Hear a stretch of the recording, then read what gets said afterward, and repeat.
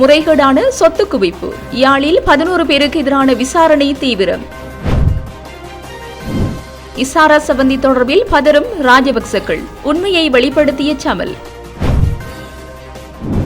அனுர அரசாங்கத்தின் ஆட்சியிலும் தமிழரின் உரிமைகள் மழுங்கடிப்பு. எழுந்துள்ள கடும் விசனம். நாமல் ராஜபக்சவின் உயிருக்கு ஆபத்து. சந்தேகிக்கும் மொட்டுக்கட்சி தரப்பு. நாடாளுமன்ற உறுப்பினர் ஜகத் விதானவுக்கு போலீஸ் பாதுகாப்பு. நகரும் மோந்தா புயல். யாழ் உள்ளிட்ட பகுதி மக்களுக்கு முக்கிய எச்சரிக்கை. சீனா கம்யூனிஸ்ட் கட்சி ஜேவிபி புரிந்துணர்வு ஒப்பந்தம் கைச்சாத்து. அமைச்சர் பிமல் தகவல். போதைப்பொருள் ஒழிப்பு தேசிய வேலை திட்டம் வரும் வியாழன் அன்று ஆரம்பம். அமைச்சர் ஆனந்த விஜயபால அறிவிப்பு. வெலிகம பிரதேச சபை தலைவர் படுகொலை. துபாயிலிருந்து வந்த லட்சங்கள். வாழ்வெட்டு மற்றும் போதைப்பொருள் கடத்தல் என்பனவற்றில் ஈடுபட்டு சட்டவிரோதமாகவும் முறைகேடாகவும் சொத்து சேர்த்த சந்தேகத்தில் 11 பேருக்கு எதிராக விசாரணைகள் இடம்பெற்று வருகின்றன என்று யாழ்ப்பாணம் பிராந்திய சிரேஷ்ட போலீஸ் அத்தியட்சகர் JPS ஜெயமகா தெரிவித்துள்ளார். இது தொடர்பில் ஊடகங்களிடம் அவர் மேலும் கூறியதாவது: போதைப்பொருள் கடத்தல், வன்முறைகள், வட்டிக்கு விடுதல் உள்ளிட்ட சட்டவிரோத நடவடிக்கைகளில் ஈடுபட்டு சொத்து சேர்த்தவர்களுக்கு எதிராக நாடளாவிய ரீதியில் அண்மை காலமாக விசாரணைகள் இடம்பெற்று வருகின்றன.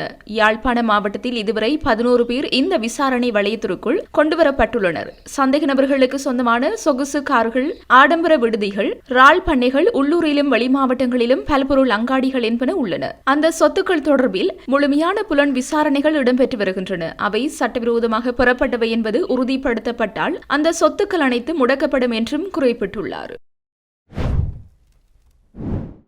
போதைப்பொருள் ஒழிப்பு தேசிய வேலை திட்டம் எதிர்வரும் வியாழக்கிழமை ஆரம்பிக்கப்பட உள்ள நிலையில் வடக்கு மாகாணத்தில் போதைப்பொருள் ஒழிப்பு நடவடிக்கைகளில் விசேட கவனம் செலுத்தப்பட வேண்டும் என்று சமூக மட்ட அமைப்புகள் கோரிக்கை விடுத்துள்ளன. நாட்டில் போர் முடிவுக்கு கொண்டுவரப்பட்ட பின்னர் வடக்கு மாகாணத்தில் போதைப் பொருள்கள் தாராளமாக புழக்கத்தில் விடப்பட்டுள்ளன என்று குறிப்பிட்டுள்ள சமூக மட்ட அமைப்புகள் கடந்த கால அரசாங்கங்கள் அது தொடர்பில் எடுக்க விரும்பாதிருந்தன என்றும் சுட்டிக்காட்டியுள்ளன. தற்போதைய அரசாங்கம் போதைப்பொருள் ஒழிப்பில் கூடிய கரிசனையை கொண்டுள்ளது. தெற்கில் போதைப்பொருள் ஒழிப்பு தொடர்பாக காத்திரமான நடவடிக்கைகள் அரசாங்கத்தால் முன்னெடுக்கப்பட்டுள்ளது. வடக்கில் போதைப்பொருள் தொடர்பான கைதுகள் முன்னெடுக்கப்பட்டாலும் போதைப்பொருள் பரவலின் சூத்திரதாரிகள் கண்டறியப்பட்டு கைது செய்யப்படுவதுடன் போதைப்பொருள் வலையமைப்புகளை முற்றாக ஒழிக்கும் வகையிலான காத்திரமான நடவடிக்கைகள் எடுக்கப்பட வேண்டும் என்பது மக்களின் எதிர்பார்ப்பாக உள்ளது. வடக்கு மாகாணத்தில் போதைப்பொருள் அபாய வலயங்களாக உள்ள பகுதிகளில் விசேட போதைப்பொருள் ஒழிப்பு நடவடிக்கைகளை மேற்கொள்ள வேண்டும். அதே நேரம் பாடசாலை மாணவர்கள், உயர்தர மாணவர்கள் இலக்கு வைத்து நடக்கும் போதைப்பொருள் விற்பனைகளை ஒடுக்குவதற்குரிய நடவடிக்கைகளையும் முன்னெடுக்க வேண்டும். போதைப்பொருள் ஒழிப்பு தேசிய வேலை திட்டம் முன்னெடுக்கப்பட உள்ள நிலையில் வடக்கு மாகாணத்தில் கூடுதலான அவதானம் செலுத்தி போதைப்பொருள் ஒழிப்பு நடவடிக்கைகளை மேற்கொள்வதற்கு அரசாங்கம் நடவடிக்கை எடுக்க வேண்டும் என்று சமூக மட்ட அமைப்புகள் வலியுறுத்தியுள்ளன. இலங்கையில் பரபரப்பை ஏற்படுத்தியுள்ள போதைப்பொருள் கடத்தலுடன் ராஜபக்ச குடும்பத்திற்கு தொடர்பில்லை என முன்னாள் அமைச்சர் சமல் ராஜபக்ச தெரிவித்துள்ளார். இந்த நிலையில் கணேமுல்ல சஞ்சீவ கொலைக்கு மூளையாக செயல்பட்ட இசாரா சவந்தி நேபாளத்தில் வைத்து போலீசாரினால் கைது செய்யப்பட்டமையை வரவேற்பதாக அவர் பாராட்டியுள்ளார். ஆனாலும் தற்போது பரவி வரும் தகவல்களுக்கு அமைய ராஜபக்ச குடும்பத்தாருக்கும் இசாரா சவந்திக்கும் இடையில் எந்த தொடர்பும் இல்லை என அவர் சுட்டிக்காட்டியுள்ளார். இசாரா சவந்தி குறித்து போலீசார் தீவிரமான மற்றும் முறையான விசாரணை நடத்த வேண்டும். பாதாள உலக கும்பல்கள் தங்கள் தேவைக்காக சவந்தியை பயன்படுத்தியுள்ளதாக அவர் குறிப்பிட்டுள்ளார். இசாரா தனியாக செயற்பட்டதாக நினைப்பது சரியல்ல. சட்டத்திற்கு அமைய அவருக்கு உரிய தண்டனை வழங்கப்பட வேண்டும். இசாரா சவந்தியுடன் தொடர்பு கொண்டிருந்த அனைத்து தனிநபர்களின் பெயர்கள் மற்றும் விவரங்களையும் அரசாங்கம் வெளியிட வேண்டும். மேலும் அவர்கள் கைது செய்யப்பட்டு சட்டத்தின் முன் நிறுத்தப்பட வேண்டும். ராஜபக்ச குடும்பத்தாருக்கும் இசாரா சவந்திக்கும் இடையில் எந்த தொடர்பும் இல்லை என்பதை நாங்கள் உறுதியாக கூறுகிறோம். சமூக ஊடகங்களில் வெளியிடப்படும் பொய்யான மற்றும் உண்மைக்கு புறம்பான தகவல்களை நாங்கள் கடுமையாக கண்டிக்கின்றோம் என அவர் மேலும் தெரிவித்துள்ளார்.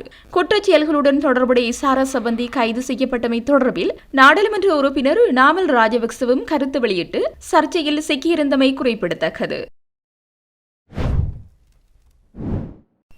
முன்னாள் ஜனாதிபதிகளான ரணில் மற்றும் ராஜபக்சக்களின் காலத்தை போன்று தற்போதும் தமிழர்களின் உரிமைகள் சார்ந்த முக்கியத்துவம் மழுங்கடிக்கப்பட்டு வருகின்றது என ஐக்கிய சோசலிச கட்சியின் பொதுச் செயலாளர் ஸ்ரீதுங்க ஜெயசூரிய தெரிவித்துள்ளார். மாகாண சபை தேர்தல் உட்பட சமகால அரசியல் நிலவரம் தொடர்பில் ஊடகங்களிடம் அவர் மேலும் கூறியதாவது: இலங்கையில் தமிழர்கள் ஏராளமான பிரச்சினைகளுடன் வாழ்ந்து வருகின்றனர். ஆனால் அவர்களுக்கு அவ்வாறான பிரச்சினைகள் இல்லை என்பதை போன்றதொரு பிம்பம் கடந்த அரசுகளின் காலத்தில் ஏற்படுத்தப்பட்டது. தற்போதும் அவ்வாறான நிலையை தொடர்கின்றது. வருகின்றது. தமிழ் தேசிய கட்சிகளுக்கு இடையிலான பிளவும் இதற்கு பிரதான காரணமாக அமைகின்றன. பிளவுகள் இருந்தாலும் தீர்வுக்கான பொது வேலை திட்டத்தின் கீழ் தமிழ் கட்சிகள் ஒருமித்து செயற்பட வேண்டும். ஆளும் கட்சிக்கான மக்கள் ஆதரவில் வீழ்ச்சி ஏற்பட்டுள்ளது. கூட்டுறவு தேர்தல்களில் கூட ஆளும் கட்சிக்கு தோல்வி ஏற்பட்டு வருகின்றது. எனவே மாகாண சபை தேர்தலை இழுத்தடிப்பதற்கு அதிகார தரப்பு முற்படக்கூடும். அதற்கான ஆயுதமாக எல்லை நிர்ணய விடயம் பயன்படுத்தப்படலாம். எனினும் இந்தியா மற்றும் ஐக்கிய நாடுகள் மனித உரிமைகள் பேரவை என்பன தேர்தலை நடத்துமாறு வலியுறுத்துவதால் தேர்தல் நடத்தப்படும் சாத்தியங்கள் உள்ளன என்றும் குறிப்பிட்டுள்ளார்.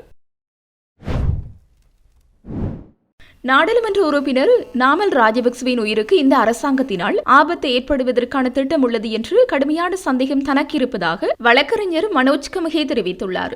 தனியார் தொலைக்காட்சி நிகழ்ச்சியொன்றில் கலந்து கொண்டு கருத்து தெரிவிக்கும் போதே இவ்வாறு குறிப்பிட்டுள்ளார். இந்த நாட்களில் நடக்கும் நிகழ்வுகளுடன் இந்த சந்தேகம் எழுந்துள்ளதாக அவர் சுட்டிக்காட்டியுள்ளார். இளம் தலைவரான நாமல் ராஜபக்ச எதிர்காலத்தில் ஒரு சவாலாக இருப்பதால் அவரது வாழ்க்கை குறித்து இப்போது அவருக்கு கடுமையான கேள்விகள் இருப்பதாக அவர் மேலும் குறிப்பிட்டார்.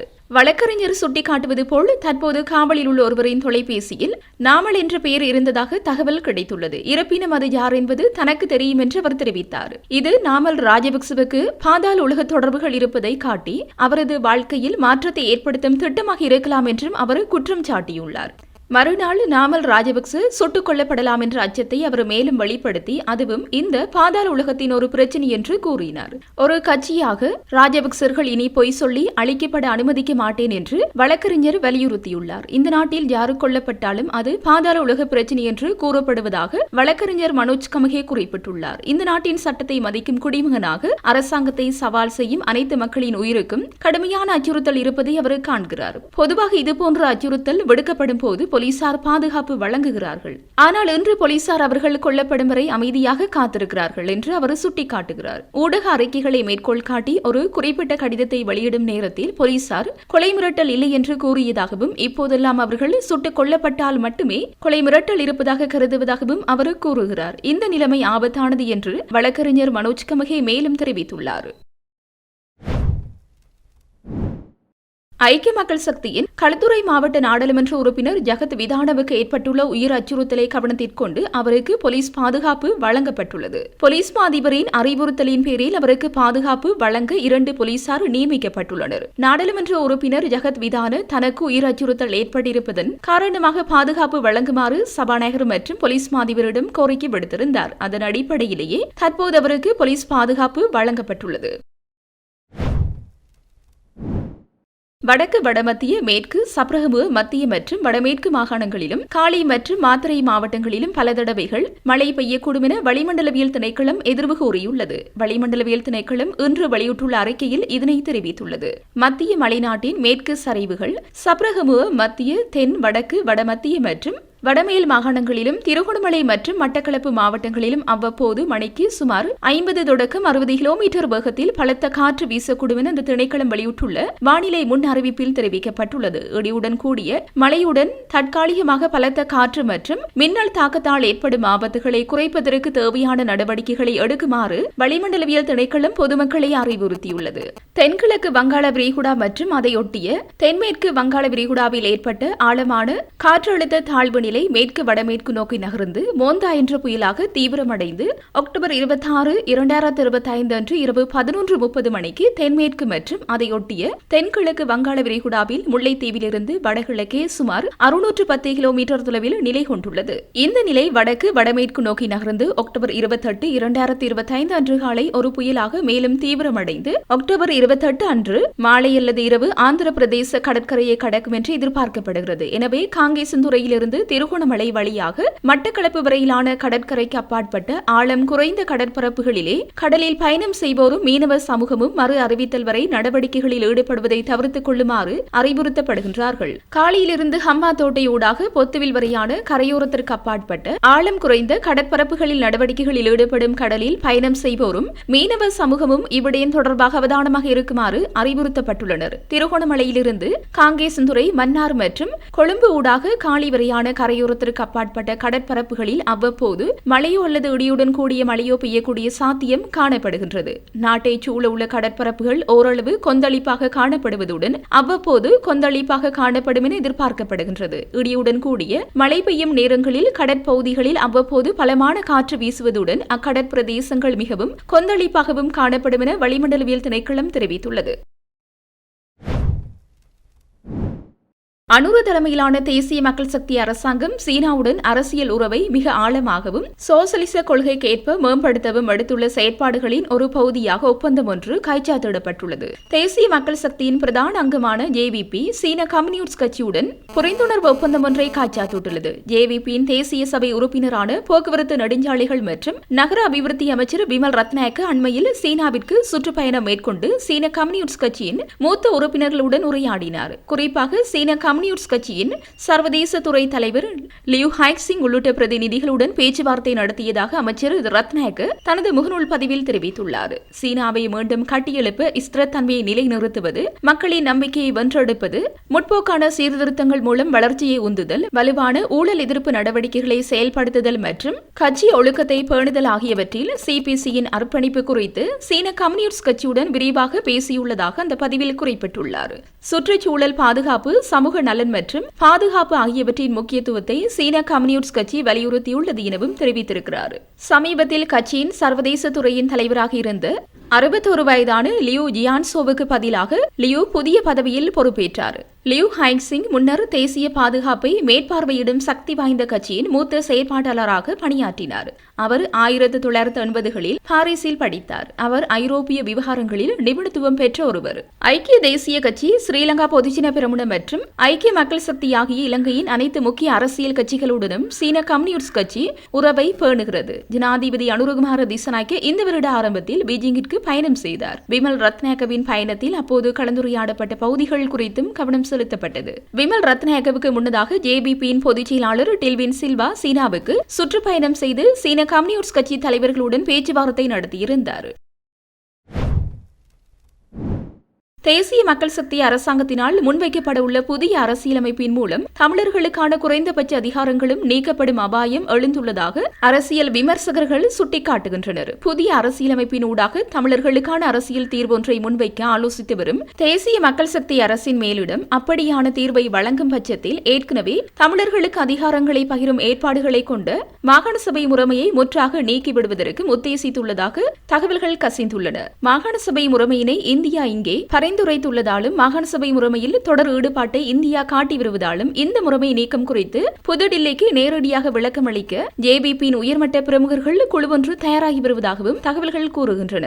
ஏற்கனவே நீண்டகாலம் மாகாண சபை தேர்தல் நடக்காமல் மாகாண சபை முறைமை முடங்கியுள்ளதாலும் புதிய அரசியலமைப்பில் தமிழர்களுக்கான அரசியல் தீர்வு உத்தரவாதத்தை கொழும்பு வழங்குவதாலும் சில சமயம் மாகாண சபை முறைமையை நீக்கத்திற்கு உடன்படுமாயின் தமிழர்களுக்குரிய குறைந்தபட்ச தீர்வும் அற்றுப்போகலாம் என அரசியல் விமர்சகர்கள் சுட்டிக்காட்டுகின்றனர். போதைப்பொருள் ஒழிப்பு தேசிய வேலை திட்டம் எதிர்வரும் வியாழக்கிழமை ஆரம்பிக்கப்பட உள்ளதாக பொதுமக்கள் பாதுகாப்பு அமைச்சர் ஆனந்த விஜயபால அறிவித்துள்ளார். இந்த வேலை திட்டம் தேச ஒருமைப்பாடு தேசிய இயக்கம் என்ற துணைப்பொருளில் முன்னெடுக்கப்பட உள்ளதோடு அங்குரார்ப்பண நிகழ்வு காலை 10 மணிக்கு சுகதாச மைதானத்தில் நடைபெற உள்ளது என்றும் அவர் தெரிவித்துள்ளார். போதைப்பொருள் துஷ்பிரயம் குறித்த தேசிய சபை, மாவட்ட சபைகள், பிராந்திய சபைகள் மற்றும் பொது பாதுகாப்பு குழுக்கள் ஆகிய 4 முக்கிய துறைகள் ஒன்றிணைந்து ஆதரவளிக்கும் இந்த வேலை திட்டத்தை முன்னெடுப்பதற்கு ஒன்றிணைய உள்ளதாகவும் அவர் குறிப்பிட்டுள்ளார். இதேவேளை போலீசாரின் தரவுகளின் பிரகாரம் கடந்த ஆண்டில் மேற்கொள்ளப்பட்ட நடவடிக்கைகள் மூலம் 1482 கிலோ 820 கிராம் ஹெரோயின் பறிமுதல் செய்யப்பட்டுள்ளதோடு 59,243 சந்தேக நபர்கள் கைது செய்யப்பட்டுள்ளனர். மேலும் 2,542 கிலோ 454 கிராம் ஐஸ் கைப்பற்றப்பட்டுள்ளதோடு 67,762 சந்தேக நபர்கள் கைது செய்யப்பட்டுள்ளனர். அத்துடன் 582 கிலோ 136 கிராம் ஹஷிஷ் பறிமுதல் செய்யப்பட்டு 1,444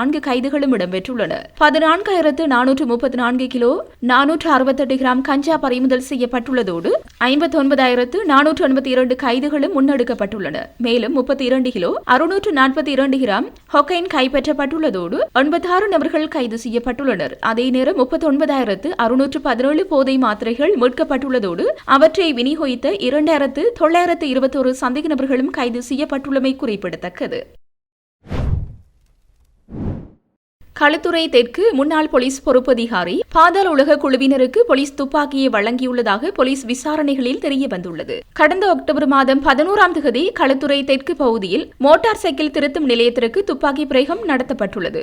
அன்றைய தினமே களுத்துறை தெற்கு போலீஸ் நிலையத்திற்கு புதிய பொறுப்பதிகாரி நியமிக்கப்பட்டுள்ளார். அது தொடர்பில் கிடைக்கப்பெற்ற தகவல்களின் அடிப்படையில் விசேட அதிரடிப்படையினர் விசாரணையை மேற்கொண்டனர். அதன்போது ஆயுதங்களுடன் பாதாள குழுவைச் சேர்ந்த ஜப்னா என்பவர் கைது செய்யப்பட்டார். இவரிடமிருந்த 3 துப்பாக்கிகள் மற்றும் தோட்டாக்களுடன் கைவிலங்கு ஒன்றும் கைப்பற்றப்பட்டுள்ளது. பின்னர் அவர் களுத்துறை போலீஸ் நிலையத்திற்கு அழைத்து வரப்பட்டு இந்த துப்பாக்கிகள் எங்கு கிடைத்தன என கேட்டபோது ஆயுதங்கள் முன்னாள் போலீஸ் பொறுப்பதிகாரி ருவான் விஜயசிங்க தான் கொடுத்ததாக தெரிவித்துள்ளார். அத்தோடு அவரின் கையடக்க தொலைபேசியை பரிசோதனை செய்த போது பல திடுக்கிடும் தகவல்கள் தெரிய வந்துள்ளன. போலீஸ் பொறுப்பதிகாரி ஜப்னாவுடன் இருந்தமை மற்றும் அவருடன் விருந்துகளில் கலந்து கொண்டமை, போலீஸ் பொறுப்பதிகாரியின் துப்பாக்கியை ஜப்னா பாவித்த அனைத்து புகைப்படங்களும் இருந்துள்ளன. இந்த போலீஸ் அதிகாரி பாதாள குழுக்களுடன் நெருங்கிய தொடர்பில் இருந்துள்ளார். இந்த ஜப்னா களுத்துறை போலீஸ் நிலையத்தில் பல சந்தர்ப்பங்களில் போலீஸ் நிலைய அதிகாரியின் அறையில் விசாரணைகள் நடைபெறும் போது இவரும் விசாரணைகள் நடத்துவதாகவும் தெரிய வந்துள்ளது. இது தொடர்பில் புதிதாக நியமிக்கப்பட்ட போலீஸ் பொறுப்பதிகாரி மேலதிக விசாரணைகளை ஆரம்பித்துள்ளார். பாதாள உலக குழு உறுப்பினர் மிதிகம ருவான் மற்றும் சோட்டி எனப்படுபவரின் நெருங்கிய நண்பர் ஒருவர் மூலம் வெலிகம பிரதேச சபை தலைவர் லசந்த விக்ரமசேகர கொலை செய்வதற்கான ஒப்பந்தம் வழங்கப்பட்டுள்ளதாக தற்போது செய்திகள் வெளியாகியுள்ளன. அதன்படி துபாயிலிருந்து வழங்கப்பட்ட குறித்த ஒப்பந்தத்திற்காக கொலையாளிக்கு 15 லட்சம் ரூபாய் பணம் வழங்கப்பட்டுள்ளது. ஒப்பந்த பணத்தொகையானது கொலையை மேற்கொள்வதற்கு முன்னரே கொலையாளிக்கு வழங்கப்பட்டுள்ளதாகவும் தெரிவிக்கப்படுகிறது. நேற்று மாலை மகரகம நாபின்ன பகுதியில் வைத்து வெலிகம பிரதேச சபை தலைவர் கொலை சம்பவத்தின் துப்பாக்கிதாரி கைது செய்யப்பட்டிருந்தார். குறித்த கைதை தொடர்ந்து தொடர்புடைய அனைத்து தகவல்களும் புலனாய்வு குழுக்களுக்கு வெளிப்படுத்தப்பட்டு வருகின்றன. இதேவேளை கைது செய்யப்பட்ட சந்தேக நபர்களிடம் தொடர்ந்தும் விசாரணைகள் மேற்கொள்ளப்பட்டு வருகின்றமை குறிப்பிடத்தக்கது.